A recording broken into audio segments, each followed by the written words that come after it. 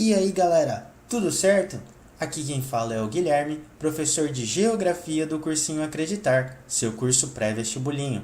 Nessa terceira aula, iremos discutir um pouquinho sobre a ideia de mapas e os tipos de mapas, ou seja, alguns conceitos de projeções cartográficas.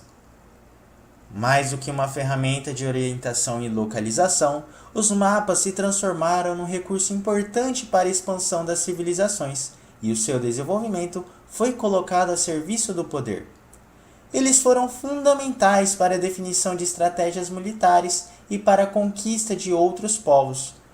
Todos eles se baseiam na tentativa de planificação da Terra. Para essa técnica, dá-se o nome de projeção cartográfica.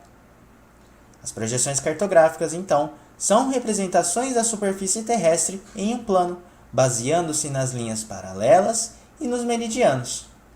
Porém, um grande problema encontrado é a dificuldade em representar de maneira fiel as estruturas da Terra, uma vez que nosso planeta apresenta o formato geóide, o que gera certas distorções, tanto em área como em forma ou distância.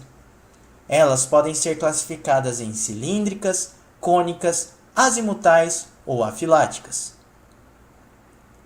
As projeções cilíndricas são aquelas em que imaginamos o globo sendo envolvido por um cilindro, projetando as imagens da superfície terrestre na face interna do cilindro.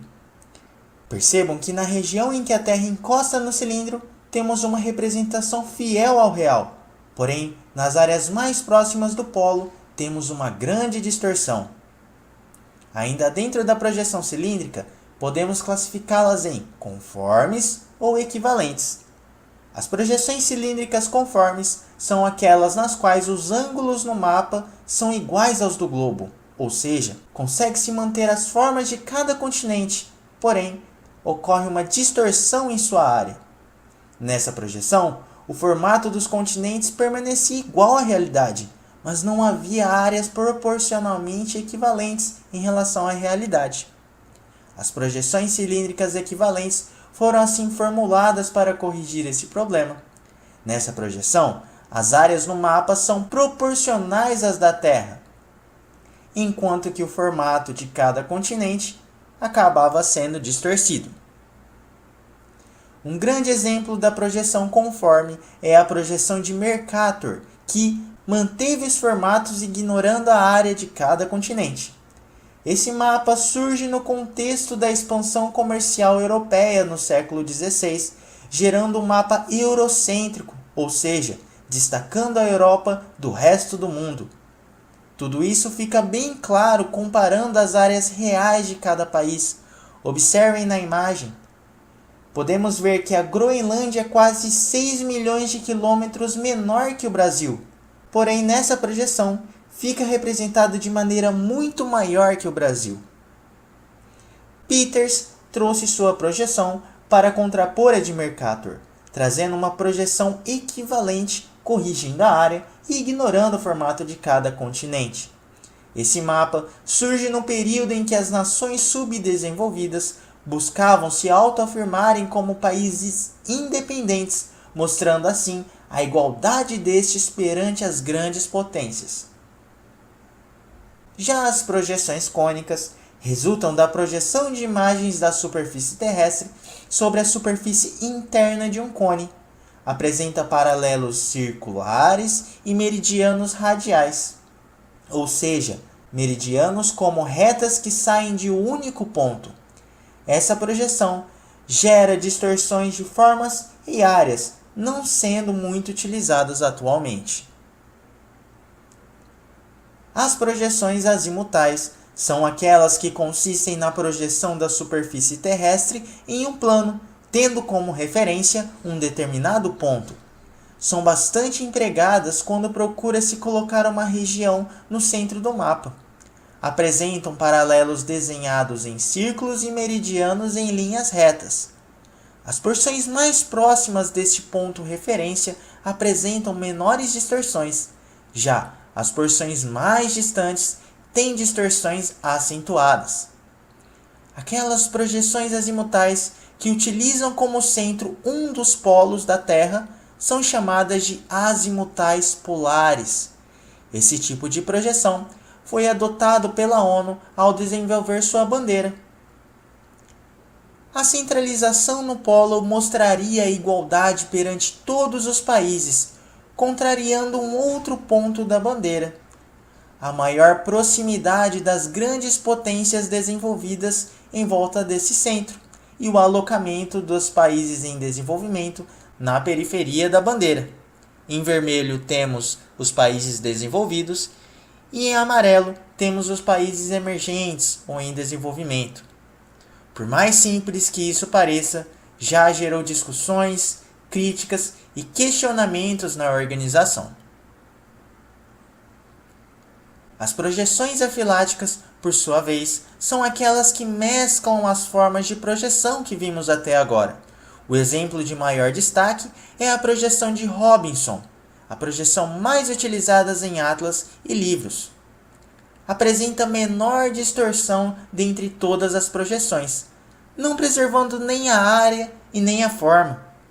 Nessa projeção, busca-se um equilíbrio entre as duas e, consequentemente, um menor grau de distorção geral. Uma outra projeção muito peculiar são as anamorfoses. Estas são distorções proporcionais dos mapas, a fim de valorizar um dado ou uma estatística. Geralmente, não seguem os padrões dos mapas comuns, distorcendo em um grau extremo as formas e as áreas dos continentes.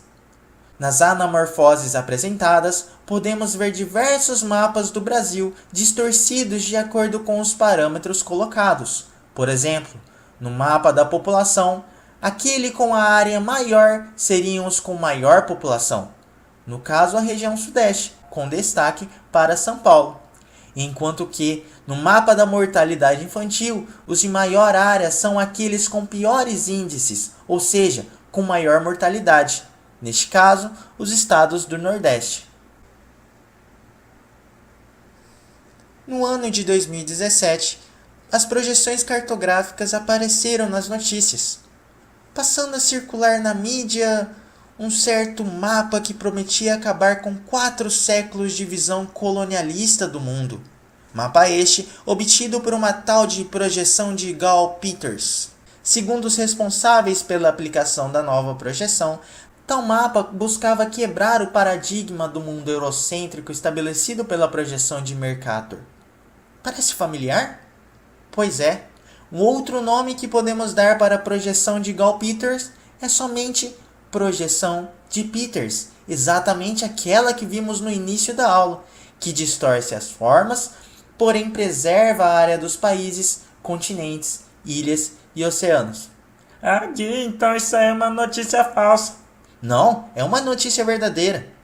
Esses mapas estão sendo aplicados em Boston, nos Estados Unidos, onde os mapas de Mercator continuam até os dias atuais a serem utilizados.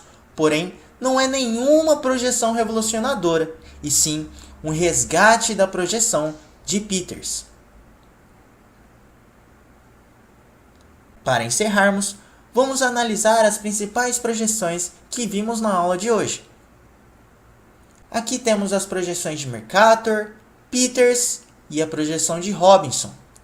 Percebam a distorção de cada um, verificando em um a distorção das áreas, porém preservação dos formatos; em outro, a preservação da área e distorção dos formatos; e no último, a tentativa de tornar mais fiel à realidade tanto a área como o formato de cada continente. Para fixar o conteúdo, vamos fazer um exercício. Vamos lá! Analise o mapa ao lado e leia o texto. Percebam que é um mapa que aparentemente distorce o formato dos continentes. Bom, vamos ler a questão. O planisfério acima foi elaborado cartograficamente por meio da projeção de Gall Peters, concebida inicialmente por James Gall no final do século XIX e retomada por Arno Peters a partir da metade do século seguinte, cujo contexto político-econômico fortemente o influenciou para o desenvolvimento deste mapa. Assinale a alternativa cuja característica corresponde ao mapa de Gall-Peters. Só para lembrarmos o que vimos durante a aula de hoje. A projeção de Peters preserva a área de cada continente, enquanto que o formato de cada um é distorcido. Este mapa é concebido no contexto de ascensão dos países subdesenvolvidos, buscando mostrar que esses países eram iguais perante as grandes potências mundiais.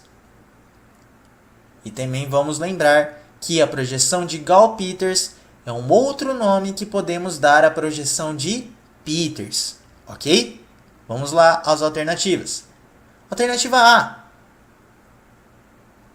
Peters, que retomou a elaboração dessa projeção durante o período da Guerra Fria, procurou ressaltar no mapa, a partir da representação das dimensões das áreas, a superioridade dos Estados Unidos sobre as demais porções do globo. Isso estaria correto?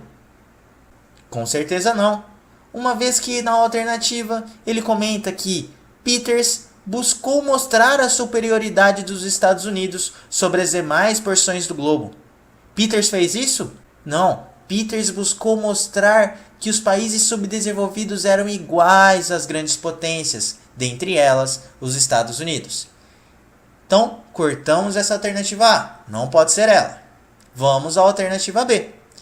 Corresponde a uma projeção do tipo cônica, que distorce as áreas situadas nas baixas latitudes e torna mais fiel a representação das regiões de média e elevada latitudes. Bom, vamos lembrar que a projeção de Peters é uma projeção cilíndrica equivalente, certo? Ou seja, se ela é cilíndrica, ela não pode ser cônica. Então, viu ali que está comentando de projeção cônica, você já corta a alternativa. Não pode ser isso. E o outro ponto que ele destaca, distorce as áreas? Peters, ao fazer sua projeção, distorceu as áreas? Não, Peters preservou as áreas e distorceu o formato de cada continente. Então cortamos essa alternativa. Vamos à alternativa C. É uma projeção cuja principal qualidade está no respeito às formas dos continentes, procurando representá-las com fidelidade, ao contrário das áreas que são mostradas de maneira desigual, sendo maiores próximas aos polos e reduzidas na faixa intertropical. Estaria correta essa alternativa? Com certeza não. Peters desrespeitou as formas dos continentes para chegar com fidelidade às áreas proporcionalmente iguais às da realidade. Então, quando ele coloca respeito às formas dos continentes, procurando representá-las com fidelidade, estaria totalmente errado. Então, cortamos a alternativa C. Vamos à alternativa D. A disposição perpendicular na rede de paralelos e meridianos nesse mapa revela que a projeção de Gall-Peters é do tipo azimutal ou polar. Lembram-se o que era mesmo uma projeção azimutal ou polar? Essa projeção utilizava como referência um determinado ponto do mapa. No caso da projeção azimutal polar, era aquela que focava onde? Nos polos da Terra. A projeção de Peters realiza isso? Não. A projeção de Peters é uma projeção cilíndrica. Ela não se baseia num determinado ponto. Ela pega toda a Terra numa projeção, então, cilíndrica equivalente. Não vamos esquecer do termo equivalente, muito importante para a diferenciação. Então, cortamos a alternativa D. Chegamos à última alternativa. Trata-se de uma projeção equivalente, que objetiva representar um retrato mais ou menos fiel do tamanho das áreas, o que faz a África e a América do Sul ganharem mais destaque do que quando representadas na projeção de Mercator. Vamos analisar então? Olha só o que ele diz. A África e a América do Sul ganham mais destaque do que quando representados na projeção de Mercator. Como era mesmo a projeção de Mercator? Mercator utiliza da projeção conforme, ou seja, busca manter o formato de cada continente em detrimento da área. O maior exemplo disso foi aquele mapa que vimos. A Groenlândia gigantesca e o Brasil pequenininho. Percebam que as grandes potências eram representadas de maneira muito maior do que os países subdesenvolvidos, enquanto que Peters buscou preservar a área, distorcendo o formato. Isso daí permitiu mostrar que os países subdesenvolvidos não eram tão pequenininhos como vimos na projeção de Mercator, e sim eram países grandes, equivalentes às grandes potências. Então, estaria correta essa afirmação? Com certeza sim. Questão totalmente correta. Então, para essa questão, a alternativa correta é a alternativa E. Trata-se de uma projeção equivalente que objetiva representar um retrato mais ou menos fiel do tamanho das áreas, o que faz a África e a América do Sul ganharem mais destaque do que quando representadas na projeção de Mercator, a projeção eurocêntrica. Encerramos assim a aula 13 de Geografia, a aula de ideia de mapas e tipos de mapas, algumas noções de projeções cartográficas. Se você não assistiu às aulas anteriores de Geografia, não perca tempo, assista já. E também confira as aulas das outras matérias. Siga-nos nas redes sociais, acesse nosso site, pegue nossa apostila, resolva nossos simulados e qualquer dúvida, entre em contato conosco pelo e-mail que está aqui na descrição do vídeo. Não se esqueça de inscrever em nosso canal e não perder nenhuma aula do Cursinho Acreditar. Tá certo? Tamo junto, valeu, falou!